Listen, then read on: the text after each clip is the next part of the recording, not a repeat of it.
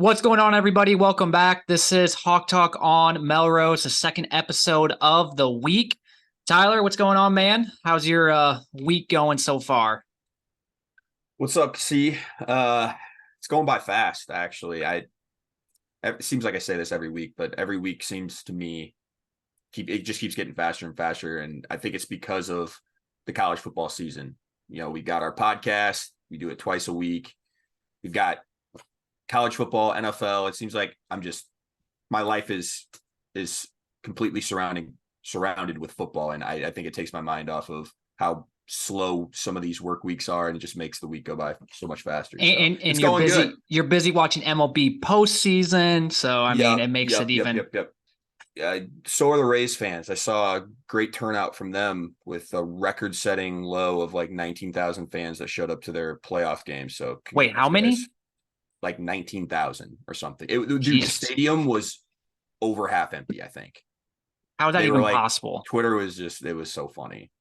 Damn. Yeah, I have that's no crazy. idea, but for all you out there, I'm not a baseball fanatic, so don't ask me anything related with MLB or baseball in general. So yeah, I'm not either. It's one sport that I don't mind, but I just can't get myself watching it. October baseball, like the playoffs, there are some times where I would tune in and some of the, if it's late in the game and it's all tied up, I will admit, walk off is pretty dope. But besides something like that, it's gonna be hard for me to sit down in front of a television and watch that. So yep. It's kind of like NBA is going to be starting up here soon. I know both of us used to be big NBA fans, and it's kind of like that's even kind of went kind of down. Mainly football now. It's mainly that's kind of the only sport that I'm really tuned in, and college basketball. I like college basketball when that season comes around. Football almost needs to be over with for me to really get into basketball season. But it's hard for me to get into college basketball right away when it starts because I'm so fully invested into football still. But it almost takes until maybe December when I start getting more into college basketball. Yeah. So, but yeah, let's get right into it. Got kind of a jam-packed episode. We're going to start off with kind of the big news of the week, and that is, well, obviously with Deacon Hill starting, but the other big news is sounds like Cade McNamara is returning next year to Iowa. Honestly, I was a little surprised. I thought maybe that was the last time we'd see Cade in a uniform on Saturday, just because of the offense. And I thought maybe if he was going to come back to play football, maybe he'd want to take his talent somewhere else. I thought maybe that, or maybe he was just going to be completely done with football. You have 2 season-ending injuries and back-to-back years. Maybe you just kind of call it quits. But sounds like he is returning next year. His dad confirmed it with Brad Heinrichs, the head of Swarm, and then it kind of sounded like Kirk on his presser yesterday said kind of like he's going to be back and hopefully should be back 100% by June for summer workouts and then fall camp next year. So what are your thoughts on that? I mean, it's one of those things where, it's an injury prone guy, but at the same time, if he can get back to 100%, I like it. I mean, I'm glad that, he's going to make his return to Iowa. Yeah. I think it's interesting because I agree with you. I mean, if you're telling me that he can get back to 100% and we have 100% healthy Cade McNamara, then I'll be honest, I don't know if we have a better option at quarterback than that. So I mean, I'll take that any day of the week. But it is interesting because, like you said, it's like, man, coming off back-to-back different ACL knee surgeries, it's like, give the guy credit. I mean, for wanting to continue to play football, he obviously loves it that much. He's super competitive. We've talked about that. We all know that. But and then I guess him wanting to come back to Iowa again, even though again we're struggling on offense. I think obviously he loves it here. He fits in really well, and I think that's probably what drew him to come back, as well as hopefully some more NIL money. But yeah, I don't know. It's interesting, that's for sure. I think with Cade returning, for myself, it's one of those things where it's it's vital now, after the season's over with, that there are complete changes with the offense, because it kind of proved this year, even with Cade McNamara, who we saw what he did at Michigan. And yes, he was half crippled these first 4 games, but you knew kind of what he was at Michigan, and you saw him struggle in this system. And you've seen quarterbacks, Petrus, people in the past struggle in this system. Yeah. I think it's vital that after this year, if Cade is truly coming back, he's going to get hopefully healthy. He's 100% going in next year. It doesn't matter if this is the same system. And so for me, it's like, and I'm one to think, and we say this every year, but I really truly think this will be Brian's last year, and it's because of the new AD. If Gary Barta was still AD, I would be like, I could see him staying, but I really think this will be BF's last year. And it almost feels like a 2 for special, where if one has to go, the other person might go. And that's where I keep thinking too, like, and I know John Miller thinks that like this might be Kirk's last year as well. And for me, I'm to the point where it's like, I love Kirk. I appreciate everything he has done. He's been great. But I feel like every year we're starting to say, like, every year we get in the middle of the season, the last couple of years, and it's just like we get so kind of fed up with Kirk's stubbornness on offense and like the unwillingness. And like, but then at the end of the year, we get all sucked back into, and it's like, I'm almost to the point where it's like, I think maybe it's time. Maybe it's time for a new era in Iowa football. We're entering this, we're bringing in these new teams. We're entering a time period where we got to get some things right on the offensive side, else we're not going to compete against the Washingtons, the USCs. And I'm not saying like whatever quarterback or whatever coach we bring in is just going to instantly compel us to the new edge, because we could turn out like Nebraska. Like it's just a risk that you're kind of willing to take. But I don't know. I just think it's time for that. And like I said, the only way we see changes is if Kirk retires, because if we let go of Brian, but Kirk's still the head coach, it's still going to be the same. It's going to be the same offense. Everyone wants to get on Brian. It's not Brian's offense. This is Kirk's offense. Now, yes, Brian does the play calling, so you can criticize his play calling, but it's Kirk's offense. And I just think too, with Cade coming back, if this is truly the year of this offseason where maybe we do some changes, hell, whatever the next coach is, whether it's someone in-house like LeVar Woods or if it's someone outside, hell, you're coming into a great situation with, Cade McNamara, a proven starting quarterback who hopefully is 100% next year. You're bringing back more than likely Luke Lachey, because I don't think he's going anywhere with his injury. Why would he? He needs to kind of prove himself back. So you have him coming back. So you have a great situation if we do make the changes. And like I said, it's just, hate saying that because it's like, I love Kirk, but man, I don't know. I just think that like every year, the last couple of years, we start getting sick and tired of it, and then we get sucked in at the end of the year, and then it's like why? Like, why are we doing this? Like, maybe it is time for a new era in Iowa football. Yeah, it's obviously it's tough because, like you mentioned, you could easily be like Nebraska, where they think they have their next head coach and it ends up being such a way worse situation, and they're way worse off, and now they're trending very much downward. And that's a real thing. That's a real possibility. But my thing is this, like, if Kirk, and this is where it's like, I don't believe he would ever do this. So I'm pretty much going to agree with you, but it's like, if he would just say, okay, Brian obviously hasn't done his job. Brian's done. Or Brian steps away, whatever. Going to go out, get a new offensive coordinator.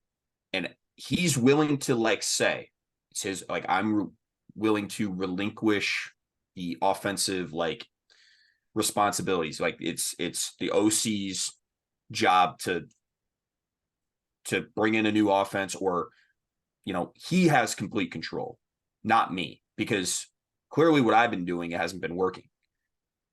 If we were at that point, then yeah, I want Kirk back, because I still think Kirk brings a lot of like value to like the program. Like, players love him. Like, you see that they fight, they play extra hard for him, and he loves his players like that. I feel like every coach says that, but you don't see that as much around the country nowadays. He built a really good culture.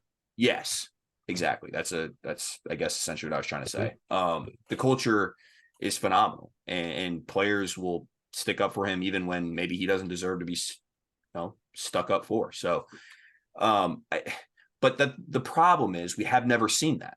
So what makes me think that that's all of a sudden like going to change? Yeah. Like, I agree with you. I think if Brian's done, then I could honestly see, and again, I don't know, because like, I don't know if there's been any rumblings of it that I've heard of, but I could see Kirk being like, okay, like, let's go out together. Let's be done. And I guess if that's the case, then I can't be mad about it, because I agree with you. And you made an excellent point. It's like every offseason we get super excited about, oh, this, the offense might change, or we brought in this player, or we've got this guy stepping up now. And then the beginning of the year, we keep hearing about how, the offense might be turning a page. And you're exactly right. We get sucked back in, and about 4 to 5 weeks in the season, we're sitting here once again, questioning the legitimacy of our offensive coordinator.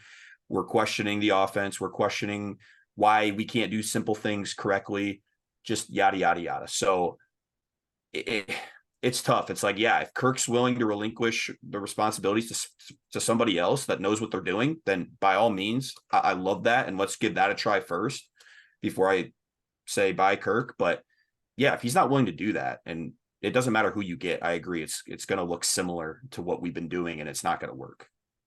So the minute I went on that rant there, literally right after you started talking, I wrote down a note, because I was going to say, I didn't realize that that's what you were going to say. I was going to clarify to the people exactly what you just said about if he was willing to make some changes and come out kind of like you said, and like said, hey, we are going to do that. Like, I'm going to go out and get an offense coordinator, something that we should have done this last year.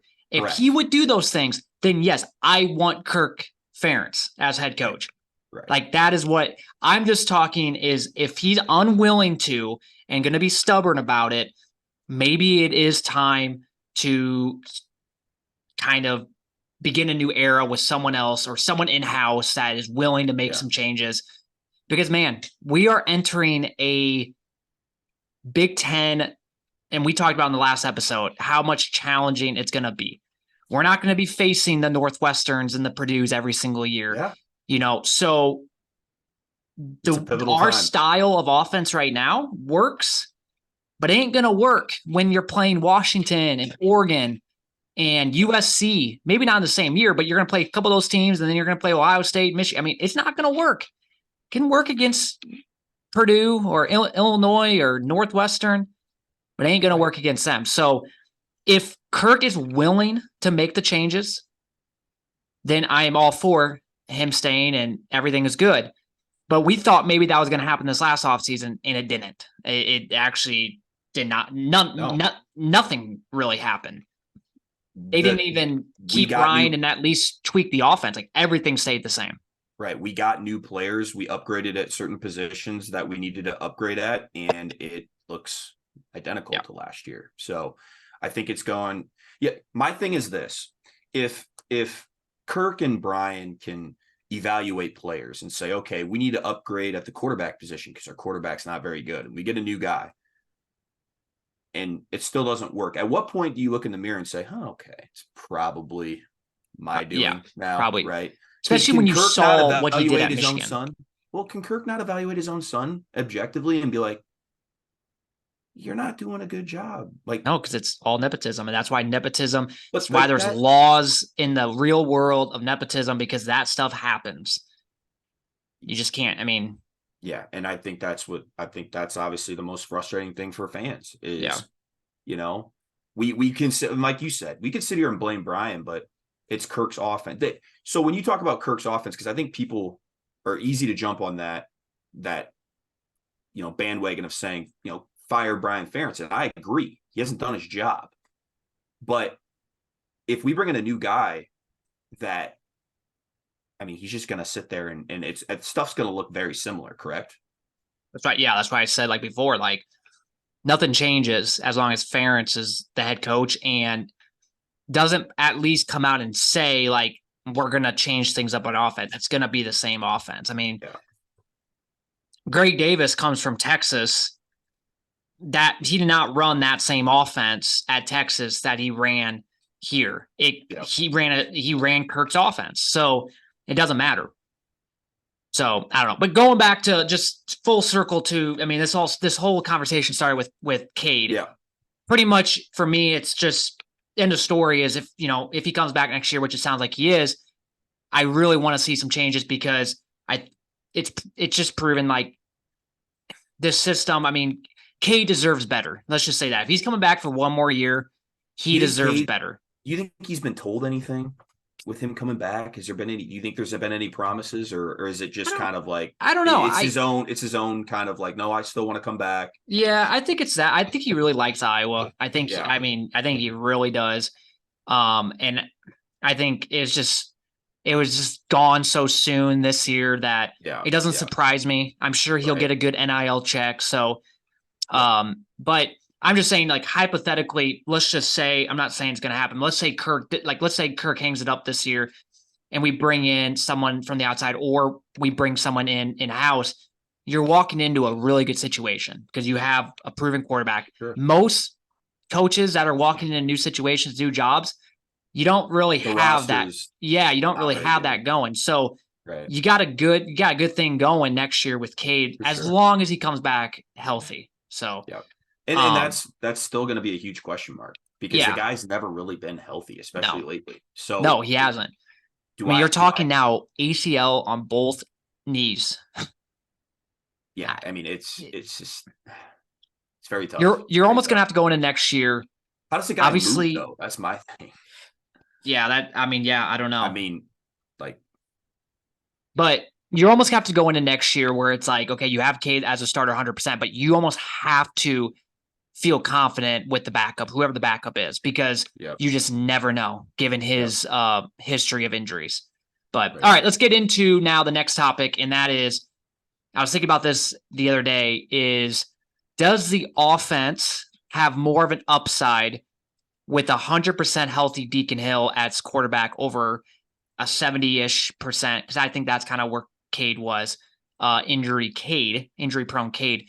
Obviously, at the end of the day, like, Cade is a better quarterback. I'm not saying that. I don't even want people to think that like we are thinking this now because Cade's hurt. No, like I still think Cade's a much better quarterback, but I'm talking his injury. Like if Cade was healthy, this wouldn't even be a topic. Yes, Cade's numbers would have been a lot better this year. We would have been a lot more depressed about this whole situation if Cade was 100% healthy and then gets hurt. But the reality of the fact was he was hurt the first 4 games. It clearly affected his play. His stats weren't great. He couldn't move. We couldn't do much on offense. We couldn't do the simple things like QB sneaks, quarterback rollouts, bootlegs. Now we can do all those things. So do we have more of an upside with a healthy Deacon Hill over a 70% Cade McNamara? Yeah, I think the answer is pretty much a yes. Like I don't see, again, the sample size is really small. It was 1 game, but he played almost 4 quarters. He looked about the same Cade did, and the guy had no starting reps. First 4 weeks of the season, the off season, the guy didn't take any starting reps. This might be a better question. Honestly, I was thinking about this. This might be a better question after the Purdue game. Once we get him with a full week of reps with the starters, a full week of prep, game planning what he does best, which again, I say that and it's like, we probably won't do what he does best. We'll just continue to do the Iowa way, the Iowa thing, and just run our offense, even though, I mean, obviously we'll do some of those things that you were talking about, the QB sneak, the rollouts and stuff like that, which we saw. And again, I think he has a huge arm. I think he likes throwing the deep ball. So, I think there's way more upside. He said yesterday that he loves throwing his favorite play is throwing it downfield. And I remember That'll get the Iowa fans happy. Going into the first game, Deontay Vines, this is when we thought maybe he was going to start over Cade because of the injury. I remember Deontay Vines just saying like he loves to sling the ball. He loves throwing the ball. And I love that, but like you said, will the coaches allow it? Will the coaches let him do that? Right. That's the main thing. Are they going to game management game manage him through this Purdue game? Or are they going to kind of let him be him? Yeah, that'll be interesting to see. I think that's kind of what I'm watching. So, Go or ahead. continue. I was just gonna say one thing, but you can continue. Well, I was just gonna say, like, to me, Deacon Hill should look the same, if not even a little better than Cade McNamara did the first 4 weeks of the season, because I truly believe I truly believe if the guy couldn't move, I don't believe he was 70% at 70%. I think it's like 60 or less, because every time he ran, he looked like he was going to get injured. Like I think it was worse than people might even like, maybe even he like will say. And I know it wasn't his knee, it was his quad, but the guy literally couldn't move. It looked awkward when he ran. Yeah. So you can't tell me that Deacon Hill can't put up. I mean, let me pull it up really quick. Cade McNamara through the first 4 games was 46 of 90, 500 yards, 4 touchdowns, 3 interceptions. I believe a healthy Deacon Hill can do that. With the weapons on offense that he still has, and I know there's no Luke Lachey, but and we'll talk about this, but hopefully getting Caleb Johnson back should help take some of the pressure off as well. Yeah, I think he can do just fine, or I think there's more opportunity for this offense to continue to look even better than it did, because he can run the QB sneak and do all those things that Cade couldn't.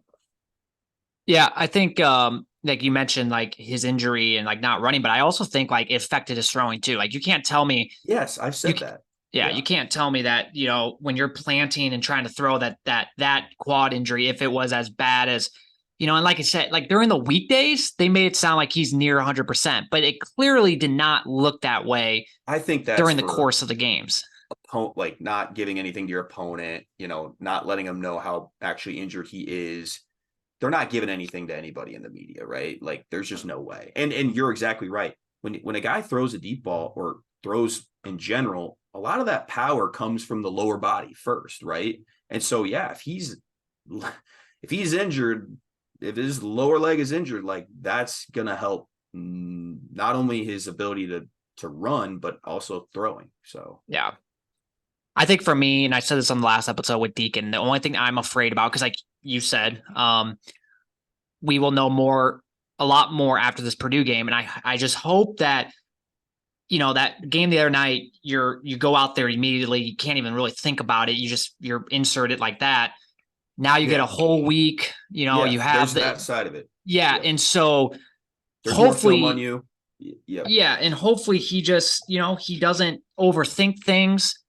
And that's the only thing I'm a little worried about with Deacon. But yeah, you look at his stats the other night. I actually went back. I have Peacock, so I went back and watched a replay of the game, and there was a few. That he had the interception that was really bad. But outside of that, there really wasn't. He played pretty good. And then there was one other play too where we did like a bootleg and he had a guy wide open. He chose to do the more aggressive throw to.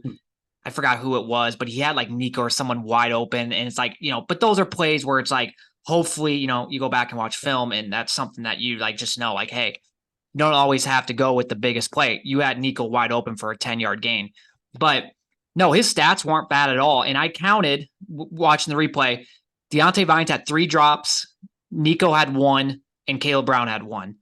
And then what I also did was I factored in like, if they would have caught it, how many yards they would have had. And he would have finished if they all caught in all the balls. Like, you go back and watch the replay, like they all should have been caught. Now, there was one where it was like, it was a little tricky, but they should all been, at least 5 catches. Balls. Yes. Yeah. He would have finished with, 16 for 27 for 160 yards and a touchdown and 1 interception. That's really not that bad.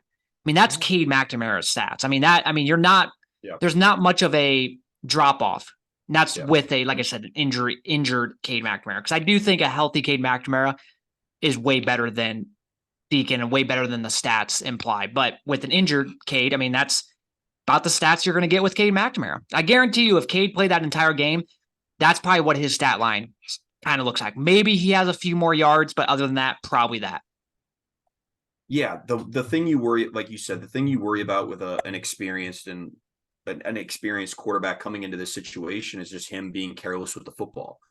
I It's this fine line of where I don't want Brian and Kirk to be like, okay, yeah, everything's a check down. Everything is just like having him overthink it too much, right? And not work like you still got to go out and play your game. But yeah, you got to know the situation essentially. If we're leading and we're winning, yes. Do I fully expect Iowa to go in full conservative mode? Yeah, probably, because that's what we do with, it doesn't matter who's at quarterback, right? Right. It doesn't matter if Cade's at quarterback or if it's Deacon Hill. If we have a lead, we're going ultra conservative. Yep. And that's where, I think there's just got to be that fine line, that fine balance of, be you, but also don't be careless. Don't get reckless. Don't just force anything if you don't have to. So I'm hoping that the offense, the guys around him step up, and got to catch the ball this week. That's for sure. That's for sure. I think the bottom line is this with Deacon, or I should say with Cade, you had an already limited offense, because our offense at the end of the day is very limited. But then it's even more limited with a injured quarterback when you can't do some of the things that you're good at. I mean, Iowa's offense, I know this is like sad to say, but QB sneaks. I mean, that we kind of live on that. Staple. Yeah, it really is. Bootlegs, rollouts. I mean, that's definitely a staple of Iowa's offense. And we couldn't do any of that with Cade. So we were very, very limited. Now, like with Deacon and a healthy quarterback, we're at least able to get back to kind of our roots. And I said this on the last episode. How many drives do we get in a situation where it's 3rd and 2, 3rd and 1, 3rd and 3? You can QB sneak it with a 6'4", 260-pound quarterback. That's one thing I like about it. And then like the bootlegs, the rollouts, like it's what we do best. And in our offense, we don't do many things very good. That's one thing that we do kind of good is those type of plays. And we couldn't do that with Cade. So I think that's the bottom line is for me, it is more of an upside because of that reason. Now, if Cade was 100% healthy, wouldn't even be a topic. And I want people to know that, like, we do not think Deacon Hill is better than Cade McNamara, but when we're talking a injured Cade McNamara, I would take right now probably Deacon with more of an upside. So, and then you mentioned it, and we'll get right into that. Caleb Johnson coming back. I think that's huge. If Caleb Johnson is healthy, because clearly he did not look like Caleb Johnson from last year, the first 2 games. Now, when did he get injured? I don't know. Apparently, what I've heard, it was before the first game he did get injured. But if Caleb can get back to being what he looked like last year, that, like you said, pressure takes off of Deacon a little bit. You can start running the football more. We talked about in the last episode, we like LaShawn Williams, we like some of the young guys, but I think we need the main guy back. We need the guy that is capable of any game putting up over 100 yards. You don't really feel confident with like LaShawn, but you feel confident with Caleb because he's done it before. So really excited for him back. Now he's back practicing. Doesn't mean he's going to play this weekend, but I would say if he's practicing, I would say he's probably going to play this week. Yeah, I would think he'd be trending towards playing. They're probably just testing out that ankle this week and seeing kind of at the end of the week how it's feeling. And if it isn't any worse or even a little better after, a week's worth of practice, I'm sure he'll give it a go. But yeah, we have, it's just hard because like, is our offensive line, is it just what it is right now? Like, is it going to get better or is it like, cause if I'm Caleb Johnson, it's like, okay, well, I can only do so much. You know what I mean? Yeah. I think the pass protection is definitely better this year, but the run blocking is the same old. Yeah. And that's where it's like, man, if we just got a little bit better with their offensive line, like you said, run blocking and it seems like there's times where it's like, okay, that looked really good. And then there's times where it's like, man, what are we doing? So, but like I said, Caleb Johnson can only help that situation. Right. Like, and so for for Deacon's sake, yeah, I hope Caleb plays this weekend. Because we need to be balanced. Try to be balanced. We can't put it all in the arm of Deacon Hill. That's not going to work with Cade McNamara. It's not going to work with Deacon Hill either. So we got to try to find some sort of run game, and we'll talk about Purdue and what they're all about, and hopefully we can see some of that this weekend. I don't know about you, but like obviously I'd rather have Cade out there, but I feel like this weekend, like I was already like excited for this weekend, but I'm almost like more like I'm kind of excited to go this week because like I'm just like kind of anxious to see like how we look with Deacon. Like I don't know, it's like almost like a more of like a sense of like an urgency to go. I mean, I would have been excited regardless. Like obviously if we had Cade, but I don't know, like it was real quick. I think it's because of how Deacon played last week. He played good enough to where we're kind of like, okay, let's see what we've got in this guy. Yeah. So I just hope it doesn't. I just hope it doesn't bite us in the butt and he looks like shit on Saturday. I agree. Hope that we can come out and he looks halfway decent. Makes me feel a little bit confident going like in the Wisconsin game next week. Yep. Yep, that's a good point. And then on the last episode, I mentioned about, why the hell do we not see Cooper Dejean on offense? And then this week, it's funny. Someone literally, asked Kirk his thoughts on, the idea of him playing, and he didn't write it off. He didn't say, no, it's not going to happen. But his quote was, I suppose you could do it, but you do not want to compromise what we have defensively right now. So like kind of said that, it wasn't a definite no. And then they asked Cooper and they said like, it's been brought up, but blah, blah, blah, blah, blah. So it's definitely something I think there's discussions. I think it happens, but I just don't see it happening. It would be awesome if it did. I still think you cannot tell me that. I mean, how many possessions do we run a game? Like 12-ish, I would say is typical. You have 4 quarters. If you have maybe 3 possessions a quarter, give or take, maybe a few more, a few less. You can't tell me that 2 or 3 possessions in a game, you can't have Cooper trot out there and run either like a wildcat or he's out at wide receiver and we do like a wide receiver screen or a jet sweep. Or you're talking like even a single play on that possession. Yeah, like even if it's just a few plays, like it doesn't have to be the entire possession. It could be a few plays. Or or there could be a drive in there where you bring him out and he does absolutely nothing, but all it is like is a decoy where defenses are like, because teams know who Cooper Dejean is. They see him going down the field. You're immediately zoning in on that guy. You could run some plays where he doesn't even do anything. He's just like a decoy. He goes in motion and you do something completely different. You give someone else like Caleb Brown or Seth Anderson or someone else that they're maybe not as focused on because Cooper Dejean's out there. So I just don't see why we don't do it ever so often, especially with an offense that is so stale, so hard to watch. It would give fans something to like be excited about every game. Like think about it, going into every game knowing like there's going to be a few drives in there where Cooper Dejean goes out on offense. Think about how pumped we would be. Dude, what did I say on last week or the last pod? I said, could you imagine what the fans how they would react to seeing Cooper trot out there? I mean, it would be insane. And like you said, he doesn't even have to do anything. Just fake like you're going to get the ball. All the attention's on you, and that only helps whoever else is actually getting the ball on offense. It only helps them because all the attention will be on Cooper or most of it.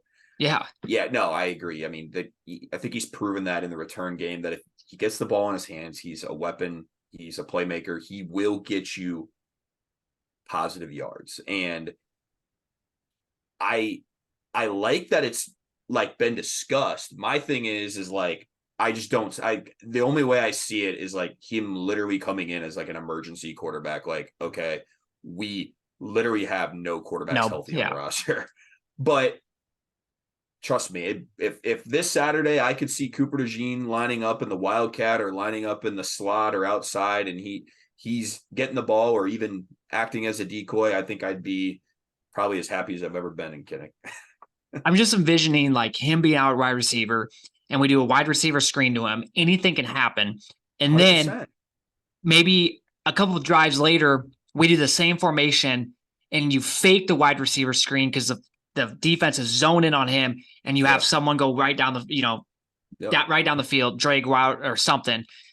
it's things like that. It's like you can't tell me those things wouldn't work. And just I wish it would happen, but like not you even said, that they wouldn't work, but you can't tell me those things aren't as good as what we currently do. Exactly. Speaking of wide receiver screens, why don't we do wide receiver screens to Caleb Brown? Fans, everyone's wanting to see him have more action. Why have we yet to do that with Caleb Brown, a guy that used to be a running back in high school? Maybe get him going that way. I don't, that's things I don't understand why we don't do. So I don't know. Different topic for a different day, I guess. Yep. Let's get into the Purdue game real quick. We won't spend much time on this and then we'll call it a day. I was surprised to see, I did not realize this until today, but I was only a 2.5-point favorite. Yeah. I think a lot of it has to obviously do with the odds makers, with the whole Cade McNamara not playing. Yep. Probably a lot to do with it. So a little bit about Purdue real quick. They're 2-3 overall. We talked in the last episode how hard their schedule is, so we're not going to get into their schedule, but it has been a very tough schedule. Yep. No more Jeff Brom, thank God. Inserted is Ryan Walters, who used to coach at Illinois. He was defensive coordinator for them. He was there last year. That was that infamous game, you could call it, when we lost 9-6. And remember that play where the guy rolled over and Riley fumbled and we thought it was a touchdown. How could I forget? And obviously, if we would have scored there, we would have easily won that game because that was like the only would have been the only touchdown of the game. But yeah, so Ryan Walters is there. He's kind of a young guy, but last week they beat Illinois 44-19. They outscored them 28-6 in the second half. So hopefully they don't bring that momentum into Iowa City. Their quarterback, who I know you kind of like, Hudson Carr, transferred from Texas, had a really good game. 69% completion rate, 217 yards, 2 touchdowns, 0 interceptions. I mean, that's good. You can get it. Obviously, the yardage is not very high, but 69% completion rate is pretty damn good. And then I think everyone's going to remember their running back, Tyrone Tracy, and he's actually been pretty good for them. So hopefully he does not torch us on Saturday inside Kinnick.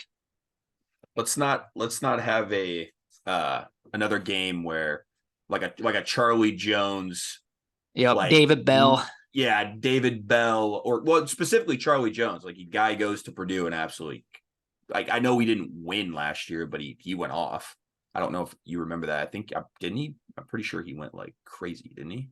I don't know if he a lot went of catches. I don't know if he went crazy, but I would have to go look. Yeah, I would have to, but I know just overall last year for them, he was like unbelievable for them. But yeah, if you want to look that up, I am curious. I remember specifically he had like they threw the ball deep to him. I remember him catching a long ball, but I don't know outside of that what he all did. But yeah, while you're looking that up, Purdue's averaging 28 points per game and then giving up nearly 30 points per game. So this is honestly, when you're talking, if there's a team to play with Deacon Hill's first career start, Purdue's got to be one of them because their defense isn't that good. Now, it's not a bad defense, but they're giving up nearly 30 points per game. So it's not a great defense either. So I think it's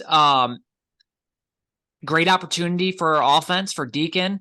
It's going to be beautiful weather on Saturday, 58 degrees, sunny. So I'm more worried about their offense against our defense. And I love our defense. I said it on the last episode, love our defense. I think they're getting too much slack and they're more of a bend but don't break defense this year. They're giving up a lot of yards, but they're not giving up a lot of points. But this Purdue offense is decent. And, they just put up 44 points against Illinois. I know Illinois' defense is not nearly as good as last year. It's not even close to their team last year. But that's still pretty good. And so I'm a little bit more worried for that. Like, I'm just hoping we can get our act together a little bit. Hudson Cart, way better quarterback than, Noah Kim last week. So that's just something where we just have to make sure, we're ready to go on defense because obviously with Deacon, you know, how many points are we going to score? So it's like, we got to limit them point wise because you can't get down early. You can't get down by a couple possessions because I'm not going to feel confident with Deacon Hill that we can make that comeback. So got to keep it close. Defense got to do that thing. Hopefully force some turnovers. And hopefully we can get the job done. So real quick before I forget, Charlie Jones last year, 11 catches, 104 yards. All right. So he did have a pretty good game. I just remember they and that I guess went off. You you can say he Did went he have off or any? not, but he didn't Did have he any have any touch? touchdowns. No. No, but I just remember that he had like 19 targets or something like that. They just consistently threw his way. So Oh it's yeah, just because like, wasn't Riley Moss covering him? I remember there was one time where like yeah, they kind of like jokingly was like getting into it with each other. yep, Because I think yep. they're like friends or something like So that. let's So hope Tyrone Tracy doesn't just randomly go off at running back now yeah. for Purdue. But no, I mean the guy averaged Hudson Card transfer from Texas. We've mentioned it here, and he averages like 250 yards passing a game, which I mean is pretty good. And I agree with you. I think the matchup will be their offense versus our defense. And can we obviously continue to bend but not break? Really, I mean, we can't really give up touchdowns, so that's gonna be key. We got to hold them to field goals and allow, like you said, Deacon Hill to manage his way through this game and not turn it over. Try to play clean football. Am I going to be mad if he turns it over once? No, because he's an inexperienced guy. I'm not going to say that he's going to have a perfect game. There's just no way. I'm already calling it. I Yeah. guarantee you he will throw at least one, if not two interceptions. Exactly. And that's where like two turnovers is going to hurt, because I can't predict our defense coming up forcing two turnovers, right? So limit the turnovers, be smart. And I guess, like you said, defense, special teams gotta play lights out again. I'm not calling for a punt return from Cooper, but hey, that'd be nice. Yeah, that would be very nice. Just try to play sound defense, sound special teams, and make sure that when they're on offense, everything's earned, not given. So what's your prediction? Recipe. It's hard because it's hard because I don't know what I don't even know what Deacon Hill is like capable of offensive, like as a quarterback yet. That's what's tough for me. I was going back last year. What was it? 24-3 last year. And that was the game where we were like, wasn't it like the first half where we actually like were putting up some points and then we went ultra conservative? Isn't that the game? Okay. How much better is it was. Because I remember watching that game and we were texting about that. I don't know. It'll be interesting. I do think Deacon Hill will probably, like I said, turn the ball over once. I think the defense will play really well. I think it'll be a bend but don't break type of performance. I could see Purdue getting some decent amount of yards again. Kind of, they've done that against us clearly in the past. So I'm gonna go 23-13 Iowa. I'm actually going to say our defense comes up with a big stop and forces Hudson Card into a turnover where we get really good field position or even maybe a defensive score. So I talked about this, how like our preseason game by game prediction, I've been pretty spot on. And I know I covered all the way to Penn State last week. The final score was 26-16. I had 30-14 for that game. So this week I had Purdue. I had us actually a little bit closer, 24-17. This was before the year. And I think I'm going to go with 23, just like you. We're not going to get to the 25 famous mark for Brian, but 23 points. And then I think 20. I think it's going to be that. I think it's going to be a close game. Now, hopefully it's not as close as that, but I'm going to go 23-20. I don't know. If Jeff Brom was there, I'd feel a lot worse about, especially because given our defensive, some of the struggles here or there this year, then you're going up against a guy that knows how to scheme against Phil Parker. Now that he's not there, am I as worried? No, but they're still, they're averaging 28 points per game. And you look at their schedule has been pretty damn tough. So it's like, it's not like this offense is horrible. So I can see them putting up some points. And so I'm going to go 23-20. I just hope we can get the job done because I would love to go into Wisconsin, which we now know is a 3:00 game on Fox, big game. Just be big if we can get the dub. Momentum. Yep, ride the momentum going into Wisconsin because, like we saw in the last episode, the season is not over with. Even with Cade getting hurt, the Big Ten West is just not very good. Where as long as you have the defense and the special teams, and if your offense can just be average or decent, you have a shot. So, Yep. let's hope we get the dub this week so we can go to Wisconsin. That's a huge game. And honestly, you look at Wisconsin, they play Rutgers this week. Now they play at home, but like that's going to be a tough game for them as well. So both teams kind of have a tough team to face going into that game. Yeah, and looking here real quick, and I know we hadn't talked much about Purdue, but the main thing I'm seeing with their offense is they like to throw to the wide receiver Deion Burks, who's got four touchdowns out of the 5 that Hudson Card has thrown this year. So I'm sure Cooper will be guarding him a fair share or a decent amount this coming weekend. And that'll be, first and foremost at the top of Iowa's things to try to stop for sure. Yeah. I should have wrote him down. When I was doing some things, I noticed his name a lot, that wide receiver. So yeah, I'm sure that they will. I know you and I watched their game down in Phoenix when they played Wisconsin. They didn't look very good that night, but I should take that back. They didn't look good in the first half, but they kind of came back in the second half a little bit. And maybe that's the story of that team, because this last game, like I said, they outscored Illinois 28-6 in the second half. So maybe they're more of a second half team. It was close. That first half, you'd never know that first half was close. And I mean, really that third quarter you talked about, that was the kind of the offensive explosion. They're capable at any moment of putting up points. So obviously defense is going to have to come ready to play as usual with Iowa, right? But for sure against Purdue. But yeah, that game is at 2:30. And for anyone that doesn't have Peacock and not going to the game, you might have to get a subscription this weekend because that game is on Peacock. And it's should be a good one. It should be. And like I said, I'm excited for going to the game. I'm excited for the weather. It's the first game this year. Now we've only had 3 home games, but the first home game was hotter than shit. Brutal. The second home game, there was the chances of rain and thunderstorms, and there was a delay. The lightning delay. So that kind of sucked. And the last game, it turned out to be the game, or the game itself was nice, but tailgating was hot for September 30th. It's like, come on.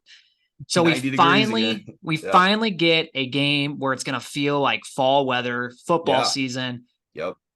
Fall Jeans season. And a crew neck, man. Yep. It's time.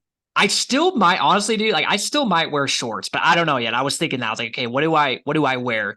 Well, we haven't had this weather, so it's like, that's a good question. I mean, we'll just have to see kind of how it feels come Saturday morning and go from there. But what I might honestly do is I might wear, I might start out with shorts or bring shorts, but maybe wear joggers. I might do that. I don't know yet. We'll think. But yeah, 58 degrees, sunny, like that. I can't wait. And it's a 2:30 game, so it's still, you get not as long tailgating like a night game, but it's still way better than an 11 a.m. game. Gonna feel awesome. Yep. Looking forward to it. I'm so pumped, man. I am too. Well, that will be coming up here. We'll be back then on Sunday to go over that game. Hopefully, like we say every week, hopefully good things, hopefully good vibes. And hopefully we're not negative, because I hate doing that. I hate being negative. This week was a lot better compared to last week. Hey, last week was all negative. We're positive now. Last week was a therapy session a little bit, and now we, hey, what did we say on last week's podcast? With Deacon Hill, it is what it is, right? We just gotta hope for the best.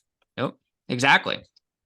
I mean, that's I can't get too mad at it. At a certain point, it becomes, like we said, it is what it is. Hopefully, he goes out and exceeds expectations, and we still maybe achieve what we want by the end of the year.